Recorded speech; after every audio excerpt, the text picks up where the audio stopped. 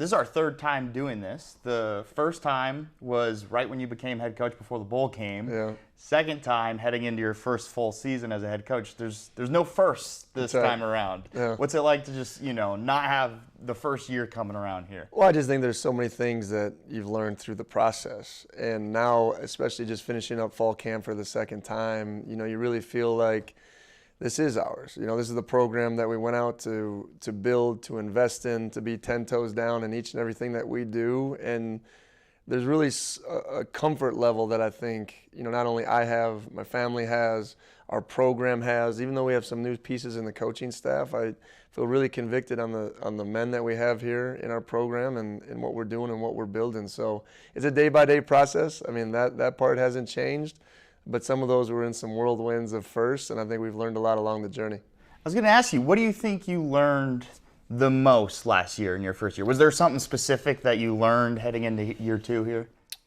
Yeah, I really leaned into like Craig Bull. He was a big mentor of mine as a head coach, and you never know what's going to walk through that door. You feel like you have a set plan and then nothing just goes perfectly, but also what you need to do to support young people and what they need from you and the head coach and the vision, and how when I set clarity for our program, we got a bunch of great people in the coaching staff that they go out there and execute it. And we got a lot of mature players that want to do right, that want to win, that want to do all the little things to be successful. So when I do a good job of creating clarity in our program, hired a bunch of great leaders that they take that message and we go out there and execute, and we can be really, really successful doing that.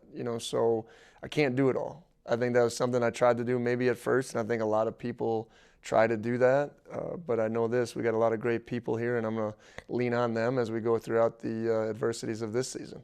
Right, and kind of from learning that, you got some new coaches in here. Have you given them, I suppose, more tasks? Like, hey, take some of what was on my shoulders, essentially. Well, I think it's interesting because when I was with John Stiglmeyer, Hall of Fame coach, just won a national championship at South Dakota State, he would tell us it takes 3 years for a staff to get on the same page, and that's every detail from practice to recruiting to getting to know each other to game days.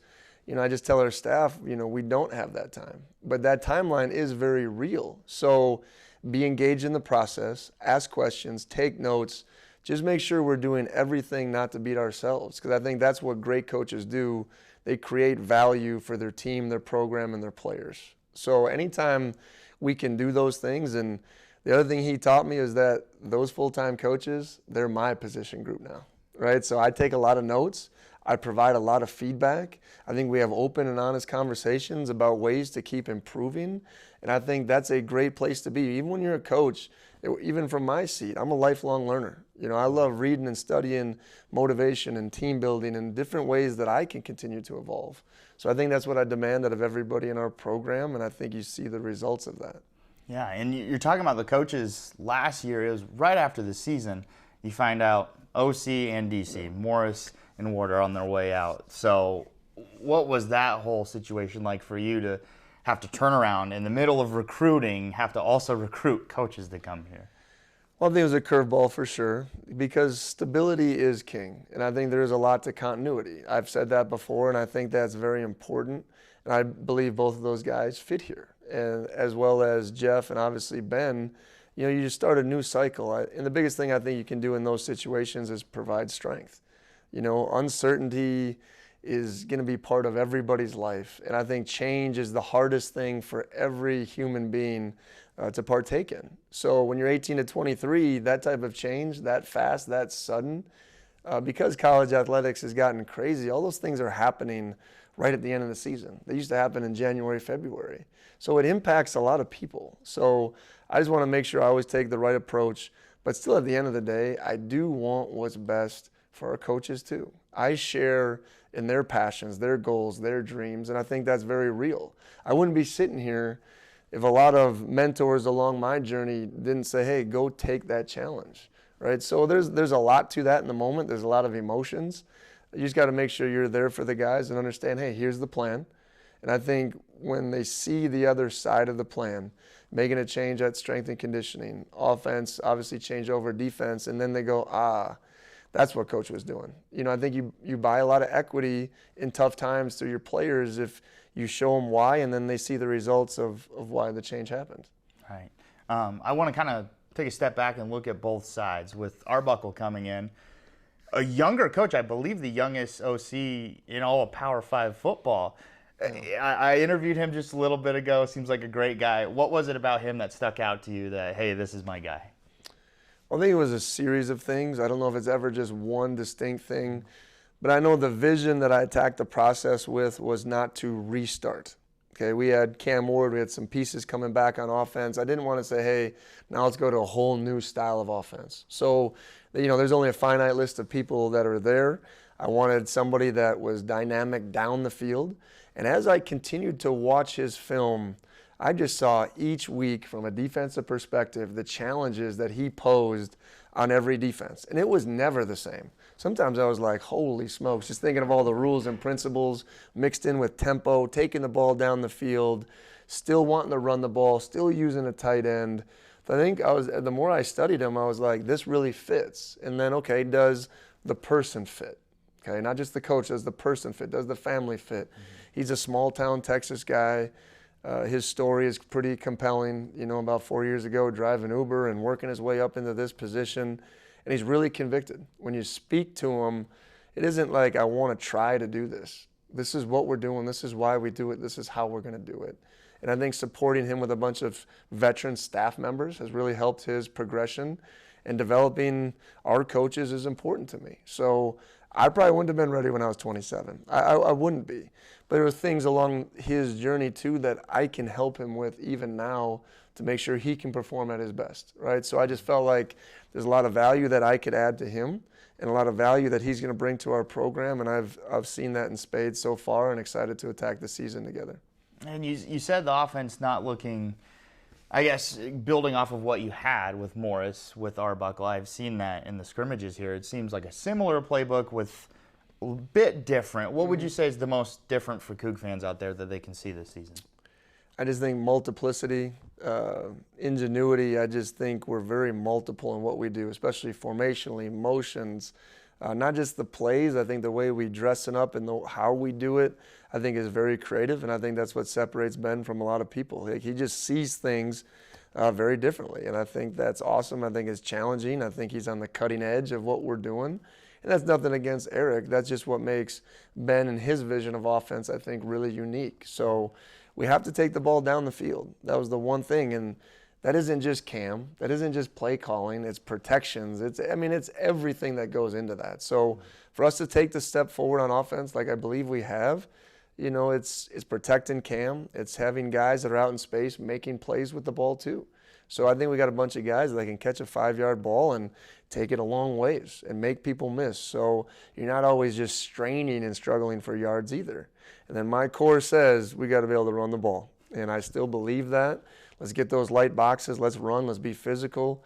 The combination of Nakia and Jalen, I think, is very dangerous. And I think we're going to use the quarterback in a lot of different ways. Yeah, I mean, come on now. Wisconsin Badger guy growing up. You got to run the football. It wasn't just that. And it was like with Coach Bull, I mean, it was 22 personnel all day, and just inside run was like a war zone. So trust me, I've seen that style of football, and it's physical and aggressive, and it wins a lot of games. Yeah. And speaking of the offense, this last scrimmage, you spoke about Cam after, and man, that was probably the best we've seen him all of spring ball and into fall camp. Does it feel like Arbuckle and the offense, they've kind of found themselves at this point in camp? Well, I think it's good to be accelerating into it. I really do. And one thing that I do maybe differently as a head coach is I do limit what the offense can do in the first 6 practices. And that's hard for people to get used to. It was hard for Eric. It was hard for Ben. But then as the playbook expands and the schemes expand, I think that's where you see our offense really thrive. And I do that for the learning process of both sides. I don't get into who's winning, right? I get into how are we teaching our players the techniques to execute and the fundamentals to be great. You don't do that if you're trying to think of all these different trade shifts and motions as a defensive player or a million different schematics as an offensive player. So it still comes down to fundamentals. So I love that slow build. I thought we did the same thing in spring. I think we're doing the same thing now. And now as we get into game plans, the script in fall camp at the end is so big. Now we trim it down and take a game plan into it. I expect our execution to be at a really high level. I see. And then we flip the script and talk about Schmedding. A bit of a different hire from Arbuckle when you look at it. Yeah. He's more of an experienced guy, has been in the SEC at Auburn. Just what have your thoughts been on Schmedding, and why'd you bring him in here, and how's the defense looking with him? Well, I think Jeff's been the perfect personality to bring into our situation, and it is, I still believe in a certain way of playing defense, and that's to see eye to eye with somebody, I think can be challenging sometimes, but also knowing that he's flexible enough and he's seen enough defense to be able to progress our defense forward, right? I've talked about the 80-20 a lot. The 80% is, hey, this is what we do. This is the staple of what we do. This is what our guys are really comfortable in. Now let's change this 20. What can he bring that fits within the mold of what we do to advance ourselves forward? I think he's got a great temperament. I think he's great on the details. And I think he's a really good fit for our region and our place with his family, obviously just being up there in Spokane. So once again, it's a process of coach, schematics, and then family fit here. I want people that want to be here. That doesn't mean they need to stay their whole lives, but I think it's really important that your family is comfortable so you can be allowed to go do what you need to do. And our job is hard, and there's a lot of hours. Same thing for myself, so Candace and I are so comfortable here, and our family being just ingrained in Pullman, I'm allowed to spend a lot of time doing what we do to try to be successful and chase this dream. So I think that was really imperative through Jeff's journey of coming back home. Does that help having a guy with that SEC experience? I mean, you're obviously a defensive-minded guy. Can you step back a little bit and like, hey, Schmedding, I know you've done this at the highest level. Yeah, I mean, national championship experience, FCS level. Obviously Boise State's a great program at their level. Then I just love he was at Eastern Washington for a long time, but the diversity of it. Same thing. I really feel like I've been shaped by my first 6 years. I was under 6 different defensive coordinators. Mm-hmm. So Jeff and his experience level, different places, different coaches, different levels, I think just brings a mix of conviction of I love doing this. This is why. I've seen it work. I've seen this. And obviously, the SEC is, the highest point of our college football, and I think it's great that he can draw from those experiences. Yeah. Okay, looking at the team as a whole, this might be a tough question to answer, so you can tell me no. Mm-hmm. But when you look at the offense and defense, obviously people leave. That's how college football works. Yeah. But defensively, secondary, a decent amount of guys gone that were key last year. What do you think we can expect as the identity of this year's defense? Well, I do think it's still forming, and I think you'll have a plan for identity, but then you'll be forged in the fire. And game day is that fire. You can only do so much in practice and scrimmage and going against each other. But we will see. I think the staple of it and the cornerstone foundation needs to be our edge pass rush. Okay, the best coverage in the world is those guys putting pressure on the quarterback. Okay, that's been a defensive philosophy of mine for a long time. So RJ, BJ, Ram, Quinn, Eddie, Lawrence, a lot of these guys that have a lot of experience at that edge position, we need them to perform the way they're capable of, and I believe they can. I think we're more athletic at the inside defensive tackle, yet young. I think our corners and cover guys are accelerated from where we were last year. Can the core get us to where we need to be? And that's the D-tackle linebacker position. Excited about their growth so far through spring ball and obviously 16 practices here in fall camp. So sometimes you just need to be a little timely. You don't need to stop everything. You don't need to stop everybody. But some timely takeaways can make you feel a lot better. And that's what we did in 21. We weren't just the stoutest defense, right? We had some leaks and cracks. But we bent, but we never broke, and we were turnover machines. So that can be the way we still forge our identity, and we'll find that out as we go through this season. Yeah, you talked about the edges. You got guys that are veterans out there. They can almost be coaches at this point. Yeah, they could. I think RJ thinks he is a coach. I will say that, yes. What's it like having those guys kind of lead the defense? Well, first off, how much deeply I have an appreciation for those two guys. In today's world and landscape and playing for their 6th year, a lot of things could have came into it, and they could have done a lot of different choices. But to want to stay and to want to finish and to want to go down, I believe, as 2 legendary Cougs, I think you can't put a price tag on that. I really believe that. And I take a lot of responsibility for helping those guys get to where they want to be personally, not just as a team, but where they want to be personally. So I'm really proud of those guys, and to have your leaders, I think, as some of your hardest workers, I think that really empowers the team, especially when you see freshmen. They see RJ and BJ as like these great players now. When they first came here this summer, I showed RJ and BJ getting their butt whooped as a freshman. And it's like, okay, there's a process to this. But the energy that they bring our team, not just the defense and the leadership they provide each other and how they hold each other accountable, I think is something really special. So really an honor to have those guys here and to lead our team this season. How'd RJ and BJ respond to you putting up the film of them? Oh, they laugh. They're like, I remember that. Because it was funny. I showed a clip of RJ. He was doing rock, paper, scissors on the side just to take a rep. I was like, guys, this is how bad RJ was. He wasn't even getting reps. He had to try to compete to get a rep. And I think BJ came in here at 205 pounds, and he's 262 now. Like, just people don't see all the work that really good players put in the dark. Mm-hmm. They just see the sack people. Like, well, you see the results now, but guys, there was scout teams, and there was hard parts of the journey, and it wasn't always easy, and there was injuries. So just understand that there's a process to it. I really am emphatic by showing the older players and what they were like as freshmen and their journeys, and making sure too our guys talk to the young players about their journey, because I think that's very empowering. Because we have a society today that these kids they come in here and think, man, I'm just going to come in and play and go to the NFL because that's what this guy told me.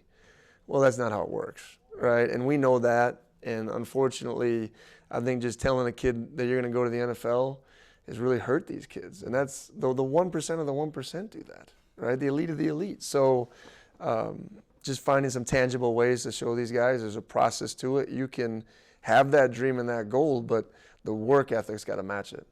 Right. And flipping the script to the offense, what do you think the identity of this offense will be this season? I know it can change, but I do think adaptable. I really do think adaptable. I don't think it'll be just one thing, and that's what I've always loved about Coach Arbuckle when I watched him. Hey, if you need to run it 50 times a game and we're gashing people, let's do it. Hey, if they're loading the box and we need to take it up top, I think that'll be another part of our game. So I think it is adaptable, but we will go as our offensive line goes.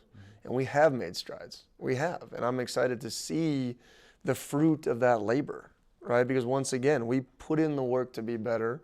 We've recruited to be better. Some of those young guys, and we're still young, have accelerated their play. So we will go as they go, and I think our offense will be adaptable to what we need, but we need to play 4 quarters. I think there was times of just sheer brilliance last year, but we didn't sustain that success. So for our team to be successful, we'll need that out of our offense and keep the gas down. And part of that was me. The old, run the ball 4th quarter, let's get out of here and win on defense. Let's keep pressing. And I learned that a lot in the first year as well. Okay. And obviously Cam, the spotlight's always going to be on the quarterback. You had really high praise for Cam after this scrimmage. Just where do you feel like Cam's at heading into this season? I'm really proud of Cam. I really am, because I don't think anyone ever knows the pressures these guys are under sometimes. And I always talk about, him and me. The 2 most scrutinized people in our program are him and me. And pressure is a privilege. And we want that. We accept it. We love that. But he, through all his success of his college career, when we challenged him this season, he didn't go, these guys don't know what they're talking about. I've been successful. Mm-hmm. He's wanted to work on his game. I think he's been really humble. I think he's really hungry for where he wants to go, and I think he's got big dreams, goals, and aspirations, which he should. He is wildly talented. Okay, we saw that from day one. It was just harnessing that, understanding how to utilize that, and then creating a mindset that can enhance that skill set. And I think we're all there, and I'm really proud of Cam, and to accept the challenging, the coaching, be very mature about it, crave coaching and wanting to get better, and then putting in the work behind the scenes.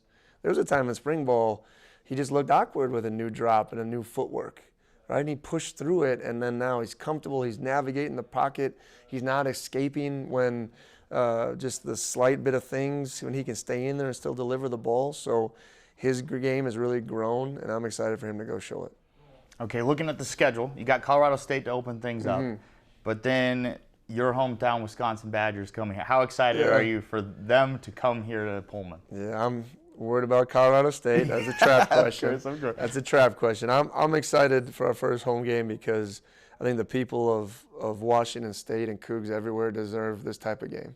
You know, to have what you would say is a top 20 program nationally consistently over the last 10 years come here, great fan base, great environment. Obviously, you know, we got to wipe away the feeling of last year winning that game, but also know that we can win. And we're not going to catch them by surprise, right? So that is important. We'll get to that. But right now, Colorado State has our full attention because I've been to Fort Collins. I've played in 3 Wyoming versus CSU boot rivalry games and know how much those Rams fans love their CSU Rams. So it'll be packed. It's an amazing facility. It'll be a big-time environment.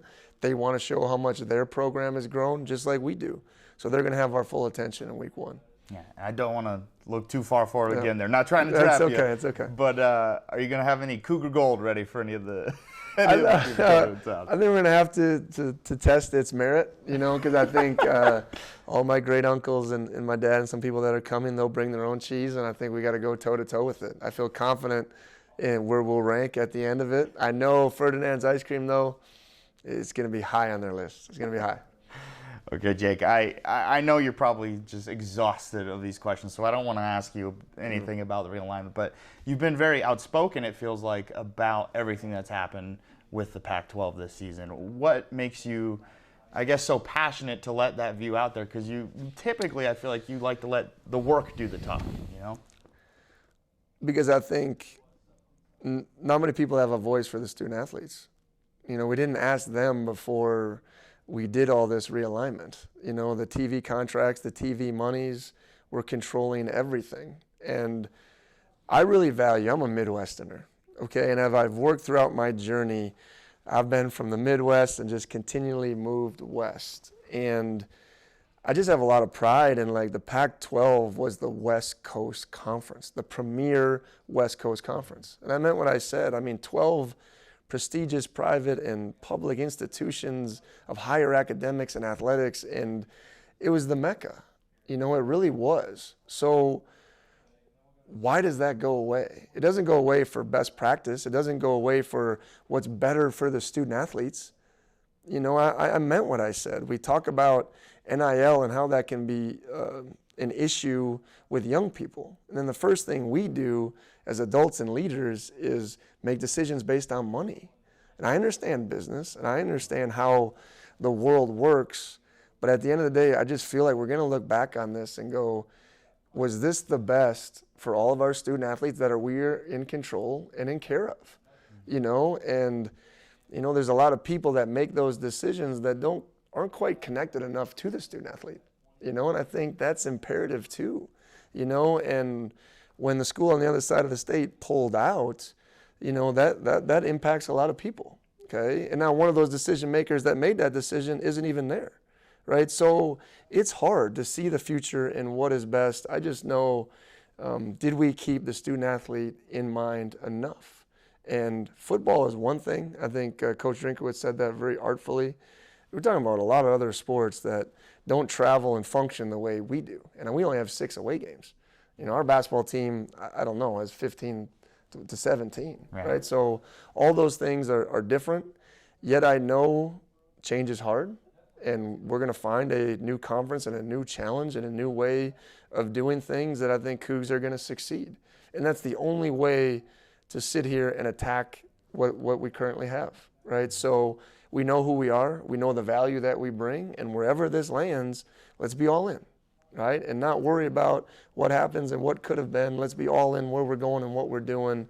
And I think that's the Coug spirit, and that's what we're going to need to do.